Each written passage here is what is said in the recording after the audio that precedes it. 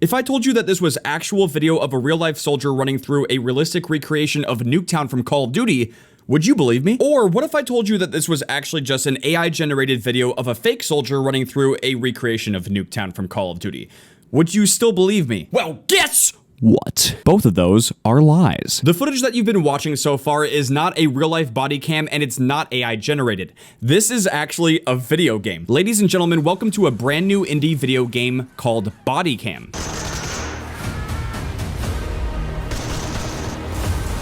This video game is claiming to be the first ultra-realistic multiplayer FPS game. Now, admittedly, I have not seen their official gameplay launch trailer, but I'll try to have some of that footage in the background of this video as well. What I mostly saw were clips of people sharing this footage right here, which is an ultra-realistic recreation of Nuketown from Call of Duty, but from the perspective of a body camera, versus the typical style of shooting games that we typically see, which is usually either in first person or in third person. Now, surprisingly enough, this isn't even the first time that we've seen an indie dev try to create a type of game like this. I personally haven't covered it on the channel before, but there was footage of a very similar looking game that was talked about before, which is called Unrecord. Now, if you actually go to the Steam page for that game, it is described as a single player FPS game that tells the story of a tactical police officer from the perspective of his body camera. And in this game, you'll work to solve a complex case and you have to use your tactical and detective skills in order to succeed. Whereas this Bodycam game is aiming to be something completely different. It's described as an ultra-realistic multiplayer first-person shooter game, which is also running on Unreal Engine 5. Both of these games are running on Unreal Engine 5, and they look insanely lifelike. Like, it's almost kind of scary. Now, admittedly, both Unrecord and Bodycam are two different games, so obviously there's going to be some similarities, but also differences between the two games. So let's specifically just focus on Bodycam for this video. There's basically two main characteristics about Bodycam that makes it look so lifelike. First and foremost, it's the camera angle. It's that Bodycam angle, which still kind of puts you into first person, but unlike typical FPS games, it gives you a different camera angle to work with. And I gotta say, man, that angle looks way less like a video game and much more like real life. Instead of trying to simulate what the first person perspective looks like, which is typically really close to the gun, both Unrecord and Bodycam seem to be giving you a more realistic looking view model of the weapon, but then also kind of giving you a more narrow field of view, which makes it look more lifelike. And the second thing which just makes this look so incredibly lifelike is just Unreal Engine 5. The graphics are stunning. They look very photorealistic. It's truly like nothing we've ever seen before, man. Even while I'm just watching this footage back and recording this commentary, this just doesn't look like video game gameplay to me. It looks like some guys decided to strap on some GoPros and go have some fun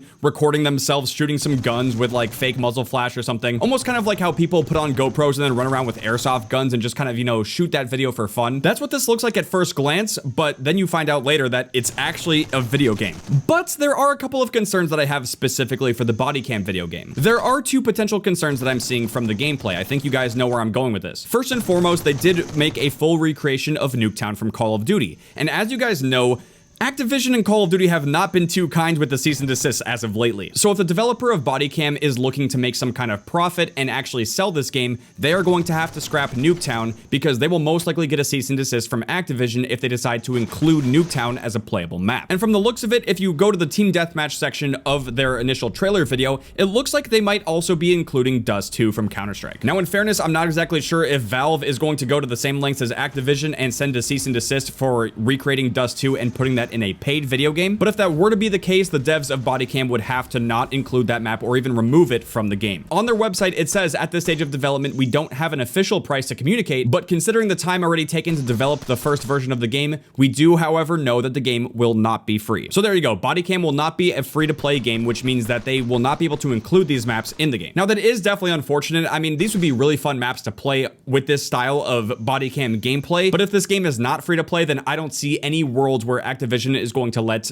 a Nuketown recreation be playable on this game. And as far as it goes for the other game, Unrecord, I don't think they really have anything to worry about because their game is going to be a single player FPS game, and I don't think they're going to be borrowing any assets or recreating maps from other video games. But for both of these video games, there is another potential concern, which I can't believe I'm saying this, but it is the fact that this game looks so realistic. I don't know if you guys remember this, but roughly around the time when Modern Warfare 2 2022 came out, there were concerns about the helmet cam footage angle being controversial controversial, saying that it looked too realistic and that people could confuse this with real-life body cam footage. So I decided to test that theory. I loaded up Modern Warfare 2 and I put 6 bots against 6 bots and I purely just spectated them from the helmet cam perspective. And I gotta say, guys, this looks nothing like Unrecord or Bodycam. Initially, I thought the helmet cam POV in Modern Warfare 2 was like kind of cool, but also kind of annoying because if you need certain information that you could potentially relay to your teammates, this was definitely not the angle that you would want to provide. It was not very good. But simply as far as it goes for the angle that it can provide, it definitely looks a little bit more realistic. But what's kind of unfortunate about Modern Warfare 2 is that you can't turn off the HUD entirely, which means that you can't capture as realistic of a POV compared to Unrecord and Bodycam. On top of that as well, the helmet cam POV isn't nearly as first person compared to both Bodycam and Unrecord, which effectively means that the Modern Warfare 2 helmet cam point of view is only really effective for spectating, and you wouldn't necessarily be able to play the game from this perspective. But that does raise an interesting question. How come we don't have a helmet cam POV game mode in Modern Warfare 2? One thing that Modern Warfare 2 did do right this year is they gave us a third person mode, which was very interesting to play, and it was very nostalgic because that was in the original Modern Warfare 2. But I am kind of surprised that you can have helmet cam spectating, but not play the game from the helmet cam point of view. I want to assume that maybe Infinity Ward thought that this would be too controversial, but at the same time, people thought that the spectating back then, simply just being able to spectate the helmet cam footage was too controversial, but it's still in the game. So with that being said, I want to tie this back into both unrecorded Bodycam. Are people going to find it too controversial that you can play from this point of view and have it look so lifelike, so realistic? I think you guys know the answer that I'm gonna give to this. Who gives a While it does look pretty dang realistic, we need to keep in mind that this is just a video game at the end of the day. Whether it looks hyper realistic like in Unrecorded Bodycam or if it looks sort of realistic like in Modern Warfare 2, we need to keep in mind that these are just video games. They're gonna be set in fixed locations, fixed points, and no matter how real it might look, it's not actually real. Now, this is just my opinion and it's my take, but I really don't think that we should stifle the creativity of these indie devs who are trying to provide something that is completely new and very different from anything else that we get. If a AAA studio doesn't want to take that risk and they don't want to put a game mode like that in their video game, then let a different studio try it. Because who knows, man? This could be a massive success. It could be a huge hit.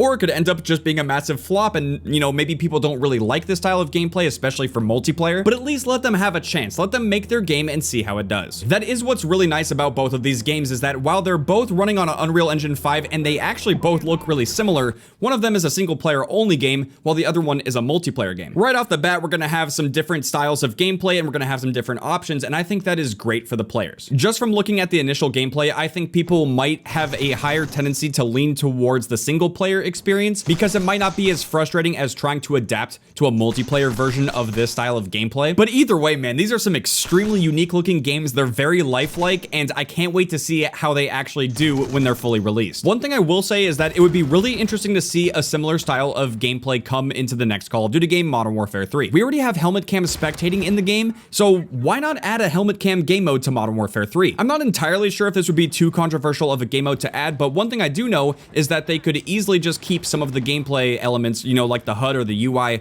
on the screen in order to make it look less realistic. And to be perfectly honest, man, if they wanted to, they could repurpose the tier 1 game mode that we had in Modern Warfare 2, and instead of being played in first person, they could actually use the helmet cam POV. But yeah, guys, if you want to get some more details about these games, I'll leave links in the description below to the Steam pages for both Unrecord and Bodycam. This is not a sponsored video. I just thought the footage looked really cool and I wanted to share it with you guys. But yeah, guys, definitely let me know what you think about these Bodycam style FPS games by leaving a comment below. Make sure to drop a like and subscribe if you want to see me play these games when they come out, and I'll see you guys later. Outcome, train go.